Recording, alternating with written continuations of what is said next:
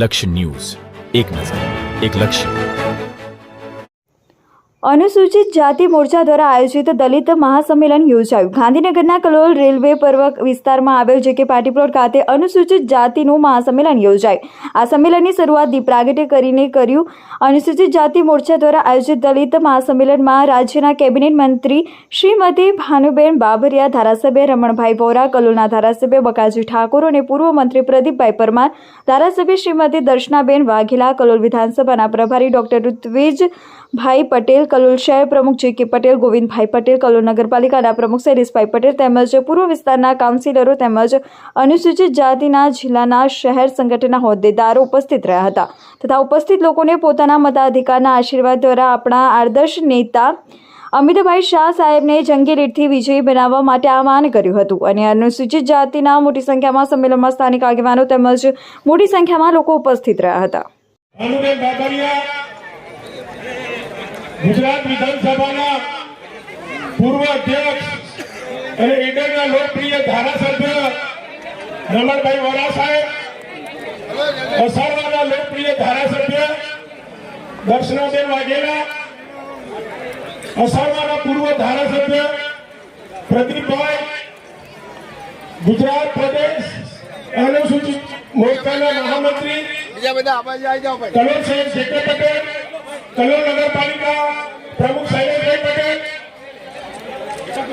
કલોલ વિધાનસભા ચૂંટણીના ઇન્ચાર્જ ગોવિંદભાઈ, મંચસ્થ સૌ મહાનુભાવ અને સામે બેઠેલા મારા ભાઈઓ અને બહેનો,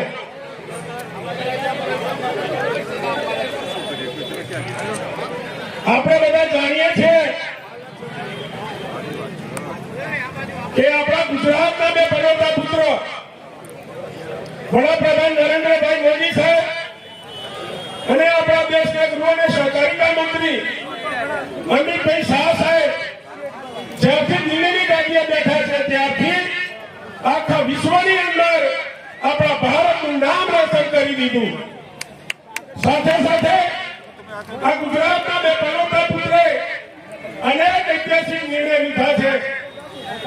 જેવી રીતે કાશ્મીરની અંદર 370 ની કલમ હતી, 35 સીએ હતી.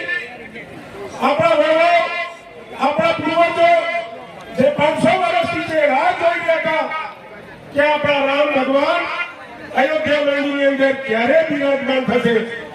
એ આપણા સૌનું સપનું સાકાર કર્યું હોય તો આપણા ગુજરાતના બે પનોતા પુત્ર વડાપ્રધાન નરેન્દ્રભાઈ મોદી સાહેબ અને આપણા દેશના ગૃહ અને સહકારિતા મંત્રી અમિતભાઈ શાહ સાહેબે જ્યારે વિકાસની વાત કરીએ તો અમિતભાઈ શાહ સાહેબ 51 ગામ અને કલોલ સિટીની અંદર પૂર્વ અને પશ્ચિમ બંને બાજુ સરખો વિકાસ કર્યો છે.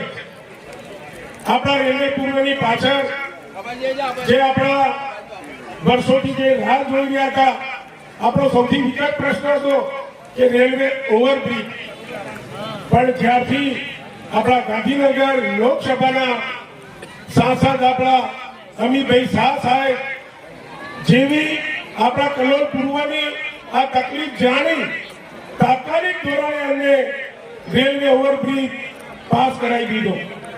સાથે સાથે 4, 5, 11 એ ત્રણેય વોર્ડની અંદર જે કોલેરા રોગચાળો ફાટી નીકળ્યો હતો તો અમિતભાઈ શાહ સાહેબે દિલ્હી બેઠા બેઠા પણ આપણા કલોલ પૂર્વની ચિંતા કરી છે.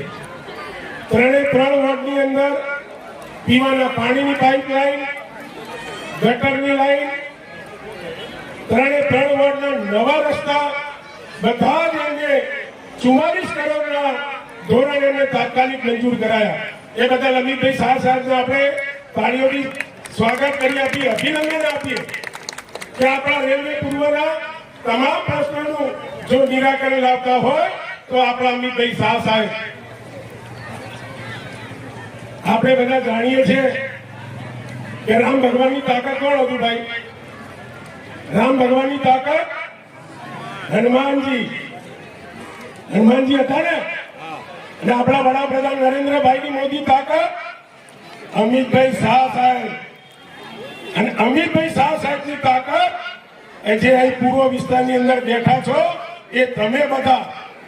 તો તો આ વખતે તમે બધાએ સાથે મળી આ વખતે અમિતભાઈ શાહ સાહેબને કલોલ વિધાનસભાની અંદર 1,11,000ની લીડ સાથે ફરીથી દિલ્હી મોકલી અમિતભાઈ શાહ સાહેબના હાથ મજબૂત કરીએ. એ વસ્તુ ભારત માતા કી જય. જય જય ગરવી ગુજરાત.